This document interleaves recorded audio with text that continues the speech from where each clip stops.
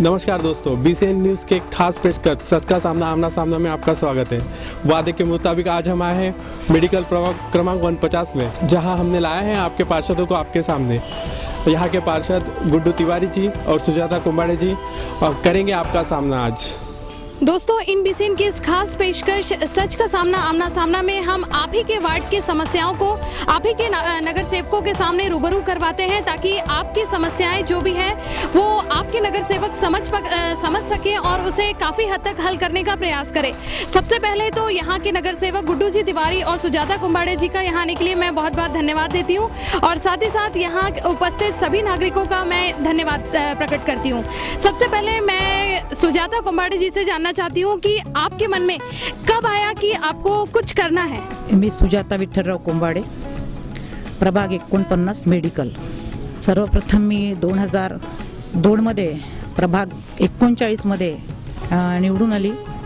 त्यामध्ये उनखाना, चंदननगर, हजारीवाडी, वकीलपेठ, सोमवारी क्वार्टर, रघुजीनगर असा हा प्रभाग होता। त्याच्यानंतर 2007 मध्ये वाढ झालेत। वार्ड सिरसपेठ, वार्ड 91, त्यामध्ये उनखाना, चंदननगर, संपूर्ण सिरसपेठ असा विभाग होता।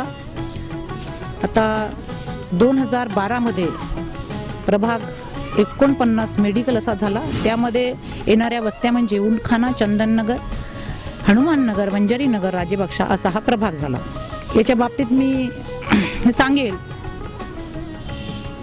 की प्रभागाचा सर्वांगीण विकास करण्यासाठी आम्ही नगरसेवक, काम करणारे नगरसेवक, दोन्ही नगरसेवक जे निवडून आलो पक्षाचे, भारतीय राष्ट्रीय काँग्रेस पक्षाचे आम्ही दोन्ही नगरसेवक आहोत आणि धडाडीचे काम करणारे आहोत। दोघांनी निवडून आल्याबरोबर या प्रभागात जी महत्त्वाची कामं होती ती कामं आम्ही दोघांनी घेतली आहेत आणि ते संपूर्ण कामे आता होणार आहेत। इसके बाद मैं गुड्डू जी तिवारी से पूछना चाहूंगी कि चुनाव जीतने के बाद आपने सबसे पहला विकासात्मक कार्य कौन सा किया है? BCN का जो ये मुहिम चालू है, इसका मैं सबसे पहले धन्यवाद करता हूँ कि आम आदमी के साथ कारपोरेटर को बैठाना है और क्या सच्चाई है आमने सामने करने का इन्होंने जो ये किया, इसके लिए मैं बहुत बहुत धन्यवाद करता हूँ। मैडम ने अभी क्वेश्चन पूछा कि सबसे पहले कार्य क्या किया है।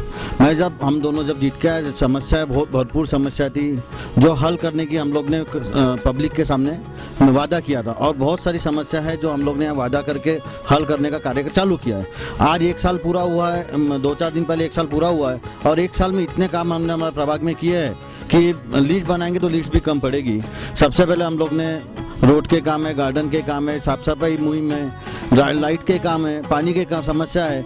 इस समस्या, पानी की समस्या भी भरपूर थी। पानी की समस्या में हम लोग ने उनखाना, चंदननगर में नई लाइन का प्रपोजल किया और नई लाइन डली भी है, और आगे जो जो काम पब्लिक हमको बताएंगे उसके लिए हम लोग उनके साथ है और वो हमारा साथ दे, ऐसे हम लोग।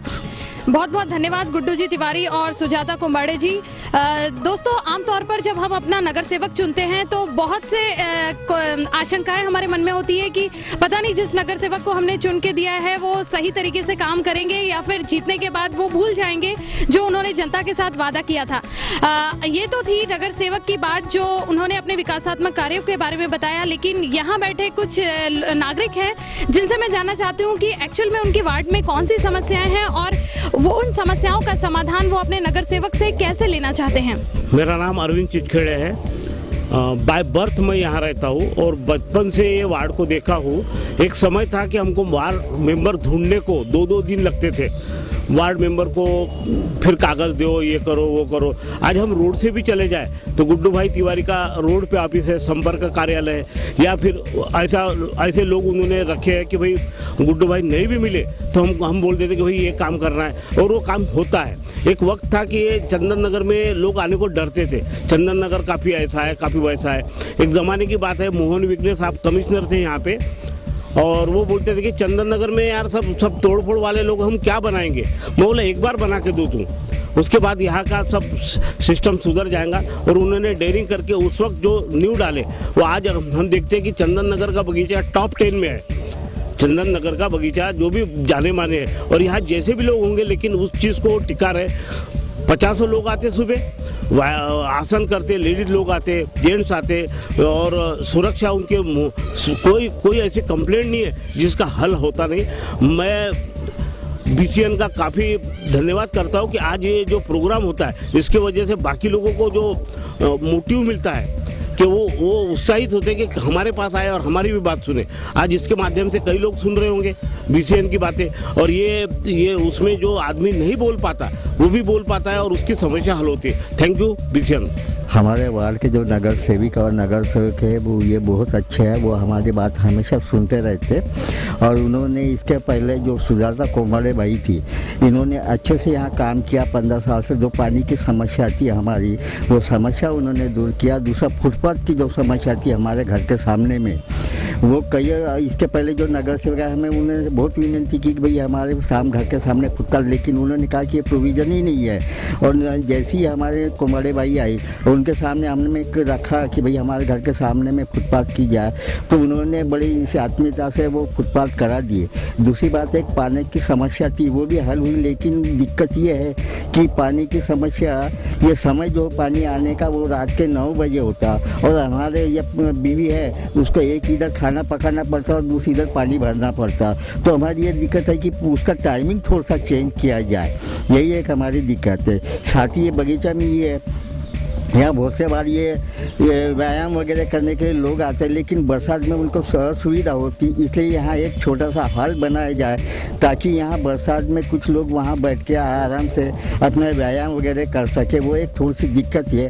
तो मुझे आशा है कि हमारे नए नगर सेवक आए हैं गुड्डू तिवारी साहब वगैरह और सुजाता कोमड़ी, ये इस समस्या को हल करेंगे, ऐसी मैं अपेक्षा करता हूँ, आशा व्यक्त। मेडिकल वार्ड के कुछ ज्येष्ठ नागरिकों ने अपनी समस्या सामने रखी है, जहाँ तक कि पानी का मसला है। और गार्डन में जब बरसात का वक्त आता है तब उनके लिए जो असुविधाएं होती है, उनके लिए कुछ समस्या आगे आती है, वो पूरा करने के लिए गुड्डू जी तिवारी जी, सुजाता कोमड़े, ये क्या करेंगे?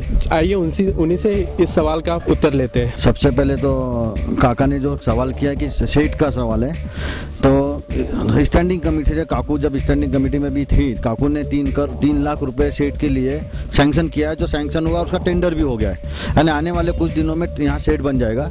दूसरा, यहाँ खिलौने का प्रॉब्लम था, बच्चों के खिलौने के लिए भी 2.5 लाख रुपए लिए गए हैं, वो भी टेंडर हो चुका है। तीसरा प्रॉब्लम ये, यहाँ पे बहुत सालों से हमारे वॉल पेंटिंग और रिपेयरिंग का काम नहीं हुआ था रमाबाई गार्डन का, उसके लिए भी 2 लाख रुपए लिए गए और उसका भी वॉल पेंटिंग और रिपेयरिंग का काम का भी टेंडर हो चुका है। विथिन मंथ ये तीनों काम महीने के अंदर हो जाएंगे। त्यांचे सर्वप्रथम मी भारत केबल नेटवर्कचं आभार मानते की त्यांनी जनतेसमोर आम्हाला आणलेलं आहे आणि जे प्रश्न नागरिकांनी विचारलेले आहेत, आत्ता सांगितल्याप्रमाणे पुनवटकर साहेबांनी की पावसाळ्यामध्ये या गार्डनमध्ये जे नागरिक येतात आणि योगा करण्यासाठी नंतर त्यांना योगा करता येत नाही पावसाळ्यामध्ये, तर त्यासाठी मी स्थायी समितीची सदस्य असल्यामुळे इथे 3 लाख रुपयाचं योगा शेड करून देणार आहे। त्याच्यानंतर इथे 2.5 लाखाची खेळणी ती सुद्धा टाकणार आहे, ते सुद्धा काम झालं। आणि डेंटिंग पेंटिंगचं आता सांगितल्याप्रमाणे तिवारीजींनी ते सुद्धा एक 3ही काम आम्ही एकाच वेळेस करणार आहोत। राहिला प्रश्न पाण्याचा, तर सर्वप्रथम उनखाना परिसरामध्ये दूषित पाणी येत होतं नळाला, त्यासाठी आपण 24/7ची जी योजना आहे तिथे आपण अर्धा उनखान्याची पाण्याची पाईपलाईन टाकली। त्याच्यानंतर चंदननगर PTS क्वार्टरमध्ये दूषित पाणी नळाला येत होतं, तिथे सुद्धा पाईपलाईन टाकलेली आहे, काम सुरूच आहे। अशा प्रकारे जे प्रश्न सर्वात महत्त्वाचे आहेत, नागरिकांचे सर्वात महत्त्वाचे जे प्रश्न आहेत ते प्रश्न सोडवण्यास आम्ही पहले प्रयत्न केलेला है यावर्षी। मैडम, ये तो बात रही कि पानी की समस्या हुई कि आपने दूषित पानी की जो समस्या थी वो उसको सुलझाया है, लेकिन उनका सवाल एक और ये भी था कि पानी आने का जो टाइम टेबल है वो थोड़ा सा चेंज हो सकता है। अच्छा, रात्री 12 वाजता तिथे पाणी यायचं। लोकांनी, मी जेव्हा निवडून दिलं लोकांनी मला, तेव्हा मला प्रश्न विचारला का हो तुमच्या उनखान्यामध्ये सकाळची नळाची वेळ आहे, ती आमच्या PTS क्वार्टरमध्ये का नाही? तर मी म्हटलं मॅडम ही 40 वर्षाची वेळ आहे, 40 वर्ष झालं त्या वेळेला, ती वेळ आपल्याला बदलण्यास खूप वेळ लागणार आहे।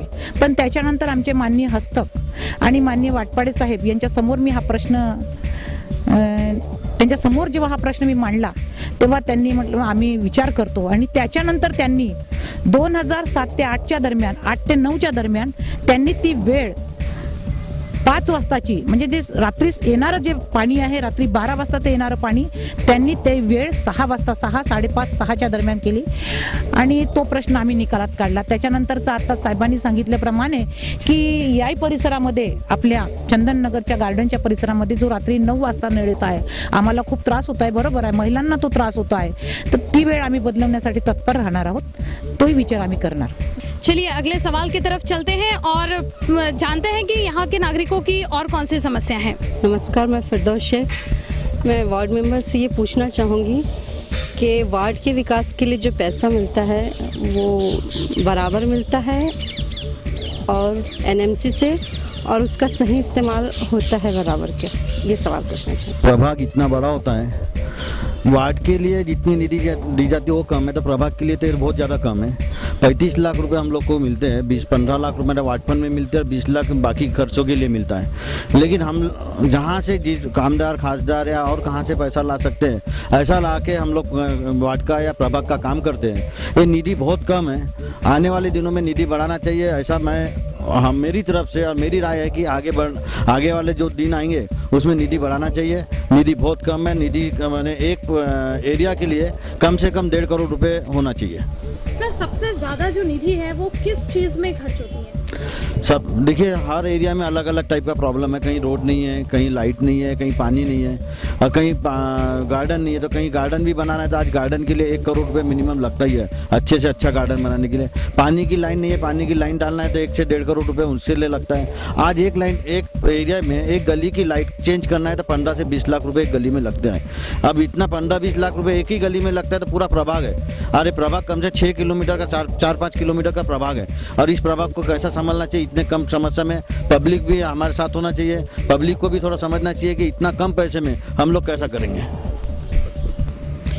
जैसा कि गुड्डू तिवारी जी ने कहा कि उन्हें एनएमसी की ओर से जो निधि अपने वार्ड के विकास के लिए दी जाती है वो पर्याप्त नहीं है। सर, शायद आपका यही कहना था कि जो निधि उनको दी जा रही है अपने वार्ड के विकास के लिए वो उतनी नहीं है कि उससे वार्ड का विकास किया जा सके। तो मैं नागरिकों से भी अपील करती हूँ कि वो अपने नगर सेवकों का जो है वो सपोर्ट करें, उनका सहयोग दें, न केवल नगर सेवकों को ही सारे कामों का दोषी ठहराया जाए।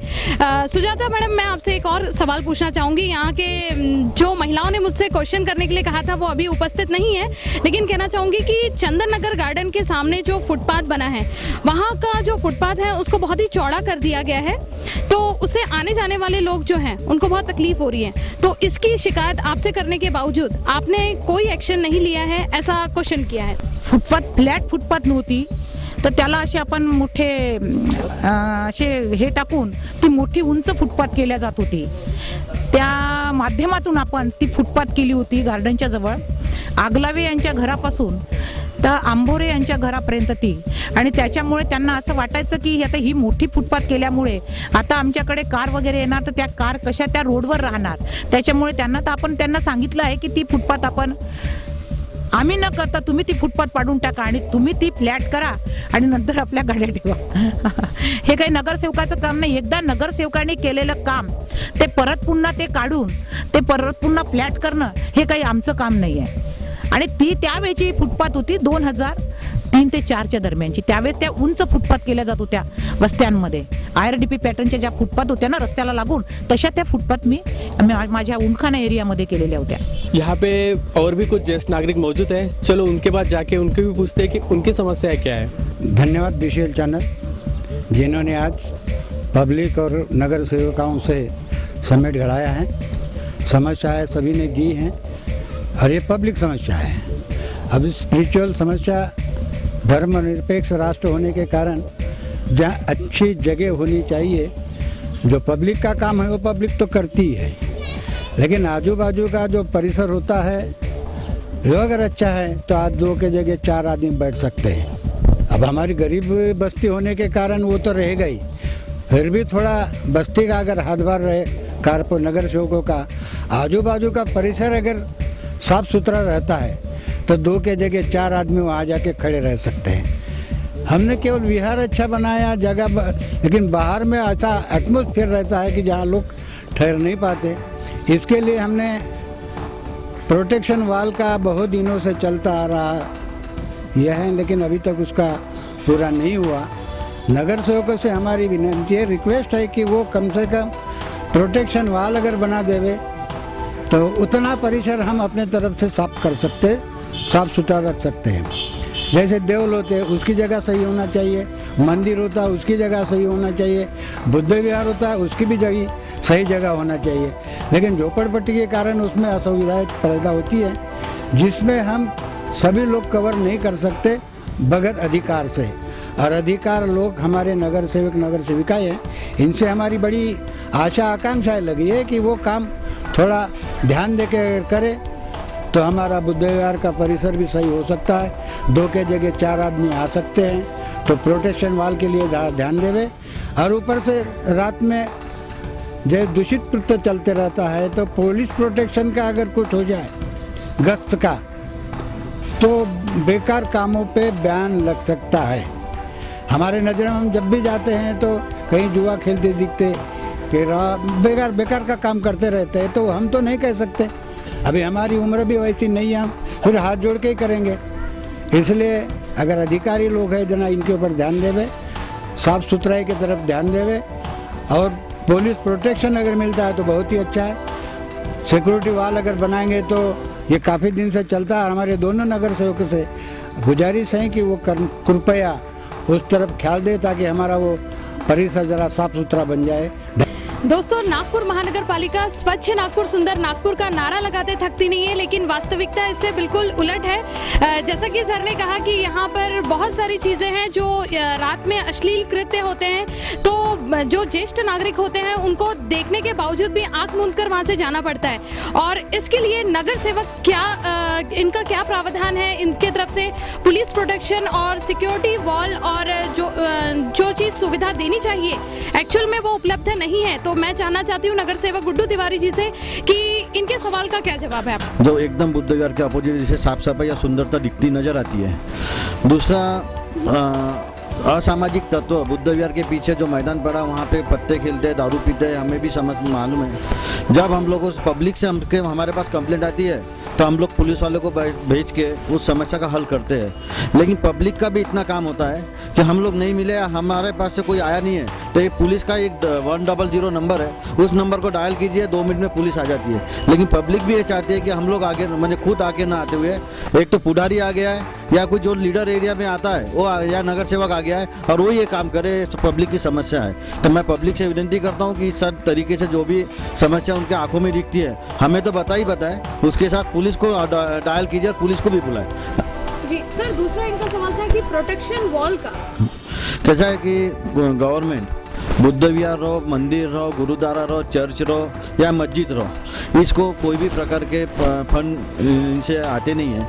लेकिन ये बहुत दिनों से इन लोग की मांग है, हमारे इलेक्शन लड़ने के पहले से इनकी मांग है और हम दोनों कोशिश कर रहे हैं। आमदार दीनानाथ पटोड़ी जी को इसका लेटर दिया हुआ है और कोशिश चालू है हमारी कि जल्दी से जल्दी प्रोटेक्शन वॉल वहाँ बने, किसके भी फंड से बने लेकिन बने। हमारी कोशिश दोनों कारपोरेटर की चालू है। मेरा अगला सवाल सुजाता कुंबाड़े मैडम से ये होगा कि आज हम देख रहे हैं कि न केवल भारत देश में बल्कि नागपुर में भी महिलाएं और छात्राएं जो हैं वो कहीं पर भी सुरक्षित नहीं है।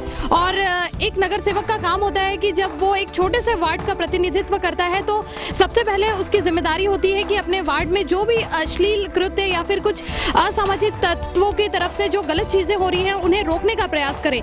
तो मैं इनसे पूछना चाहूंगी कि एक महिला होने के नाते उन्होंने महिलाओं के प्रोटेक्शन के लिए यहाँ पर कैसे सुविधा दी है, खास करके गार्डन में? माझ्या प्रभागमध्ये 3 गार्डन आहेत, एक उंटखाना, एक चंदन नगर आणि एक हनुमान नगर। हे तिन्ही गार्डन अशा परिसरामध्ये आहे की आजूबाजूला वस्ती असल्यामुळे इथे असे काही प्रॉब्लेम येत नाही आणि आले तरी बाहेरचे मुलं जेव्हा आमच्या गार्डनमध्ये येतात तेव्हा थोडाफार त्रास होतो मुलींना, महिलांना, लहान लेकरांना वगैरे। तर आमचे जे गार्ड असतात ते त्यांना हाकलून लावतात वगैरे। आणि आता सांगितल्याप्रमाणे की आमच्या बुद्ध विहाराला प्रोटेक्शन संरक्षण भिंत नाही आहे, तर मी हे 2010-11च्या दरम्यान माननीय आमदार साहेबांना पत्र दिलं की बा या विहाराला संरक्षण भिंत हवी आहे. तर त्यांना पत्र दिलं आणि त्यांनी सांगितलं की हे काम होणार आहे मॅडम, थोडं तुम्ही थांबा, दलित वस्ती योजनेअंतर्गत मी हे काम घेणार आहे आणि ते नक्की काम होणार आहे. राहिला प्रश्न त्या परिसरातील जे टवाळकी करणारे मुलं आहेत आणि अत्यंत गरीब घरचे मुलं आहेत, ती झोपडे आहेत. तर मला असं म्हणायचं आहे की जर आम्ही नगरसेवक वेळेवर यांना भेटलो नाही, त्यांनी 100वर फोन करायचा, पोलीस लवकर येतात आणि अशा वेळेस पोलिसांचं सहकार्य भेटलं नाही तर यांनी आमच्यापर्यंत येणे आवश्यक आहे. हमारी बस्ती के लोगों को या लड़कों को ऐसा नहीं करते, लेकिन एक सिग्नल अगर मिल जाए कि पुलिस इस वक्त आती है 9 से 10 बजे तक, यहाँ एक रजिस्टर रहेगा, एक कॉपी रहेंगी, वो विजिटर जो रहते राउंडर वो आके अपना साइन मार देंगे. उससे क्या हो जाता है कि उनको भी मालूम रहता है कि पुलिस आती है, तो वो लोग भी ये हो जाते कि नहीं भाई अभी अपना पुलिस का बंदोबस्त चालू है, तो वो लोग ये काम को नहीं करते. अगर उनको मालूम पड़ा कि यहाँ कोई देखता ही नहीं तो ऐसा डेयरिंग बढ़ जाती है उनकी. अगर पुलिस आती रही जाती रही तो ये काम नहीं होगा. हाँ, उठखाना गार्डन में वहाँ टॉयलेट बाथरूम का थोड़ा कॉर्पोरेशन ये है निवेदन कि वहाँ सुविधा होना चाहिए. उठखाना गार्डन में टॉयलेट बाथरूम का ये नहीं है, लेडीज़ या जेंट्स हो उनके लिए बहुत दिक्कत होती है. और महिला बचत गट का ऐसा है जो लोन देते हैं वो लोग सैंक्शन करते हैं एनएनसी वाले बचत गट का. तो जहाँ लेडीज़ लोग जाते हैं बैंक में तो वो लोग इतना ये करते हैं, पूरा उनको ये डॉक्यूमेंट्स जो भी डॉक्यूमेंट्स उसका होता है वो मांगते हैं, मगर वो जहाँ सैंक्शन होता है तो उनको मिलता नहीं. इतना ब्याज दर भी उनका बहुत ज़्यादा है कॉर्पोरेशन वालों या बचत गट वालों का.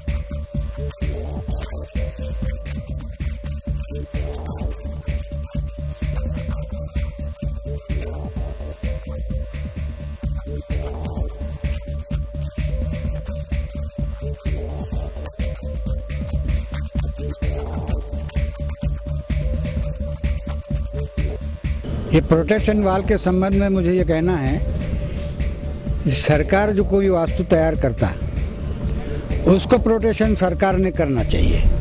जैसे कि लाइब्रेरी है, समाज मंदिर है, ये तैयार करने के लिए सरकार ने काफ़ी रकम खर्च की है, तो वो ख़राब ना होना चाहिए। जैसा प्रोटेक्शन वाल न होने से डायरेक्ट दीवार के पास में आके बैठता है, वहीं खुरचटपना करता है तो खिड़की भी तोड़ देता है, बाथरूम बना उसका पल्ला भी लेके जाता है। प्रोटेक्शन वाल सरकार के वास्तु का उन्होंने ज़रूर करना होना चाहिए, ताकि वो डायरेक्ट संबंध पब्लिक का उस दीवार से ना आ जाए। और इसके लिए प्रोटेक्शन वाल की हम आपको रट लगाते हैं। अभी क्या है, लाइब्रेरी है, लाइब्रेरी के पास में बैठे रहते, बैठे बैठते खिड़कियाँ को भी तोड़ देते, दरवाजे भी तोड़ देते हैं। अगर प्रोटेक्शन वाल रहा तो उसका हाथ नहीं पूरेगा, इसलिए प्रोटेक्शन वाल का हम आपसे जिक्र करते हैं। कृपया इसके ऊपर ध्यान देवे, और हो सके तो ये हमारा इंडिविजुअल काम नहीं है। देवनगर हो गया, हनुमान नगर हो गया, छापुर नगर हो गया, इन एरिया में चारों तरफ से दीवारों के गेट बटा लगा है, ताकि बाहर का कोई आदमी यहाँ रात को आते हैं तो वो सिक्योरिटी से वहाँ के लोग रहे। तो हमारे चंदन नगर में ये सिक्योरिटी क्यों नहीं होना चाहिए? हमारे भी चंदन नगर में, रुखसाना में चारों तरफ से गेट लग के हर जगह से जो भी बाहर का आदमी आता, ताकि चंदन नगर भी सुरक्षित रहे, ऐसी मैं आशा करता हूँ। रामटेके साहब, आपने जो क्वेश्चन पूछा है कि चंदन नगर में गेट क्यों नहीं होना चाहिए, आपको ये सबसे पहले बता देता हूँ कि जो गेट सब तरफ लगते हैं वो गेट का खर्चा आम पब्लिक को उठाना पड़ता है, गेट का मेंटेनेंस आम पब्लिक को करना पड़ता है। सिर्फ एनओसी का काम हम लोग कर सकते हैं। आप आम लोग सब गेट लगाने को तैयार हो, खर्चा करने को तैयार हो, मेंटेनेंस करने को तैयार हो, तो हम एनओसी लाने को तैयार है, ताकि चंदननगर कोई बाहर का आदमी आए, रात को सेफ्टी रहे चंदननगर के लोग। लोक 100 रुपये गार्डसाठी देत नाही, मेंटेनन्ससाठी 200 रुपयाचा खर्रा खाऊन टुकतात लोक, पण 100 रुपये मेंटेनन्ससाठी देत नाही। तो प्रॉब्लेम आपल्या चंदन नगरला आहे, त्यामुळे तो गेटचा प्रॉब्लेम आपण पूर्ण करू शकत नाही। दोस्तों, आज हम आए थे मेडिकल प्रभाग क्रमांक 49 में, जहां हमने सामना कराया आपका और आपके पार्षदों का। यहाँ पे कई समस्याएं थी जो नागरिकों की, जिनके बारे में गुड्डू जी तिवारी जी और सुजाता दाई कोम्बाडे ने अपनी प्रतिक्रिया दी। कुछ परेशानियां हैं जो सॉल्व हो रही है और कुछ प्रॉब्लम है वो उनके हाथ में नहीं आती है, ये कहा।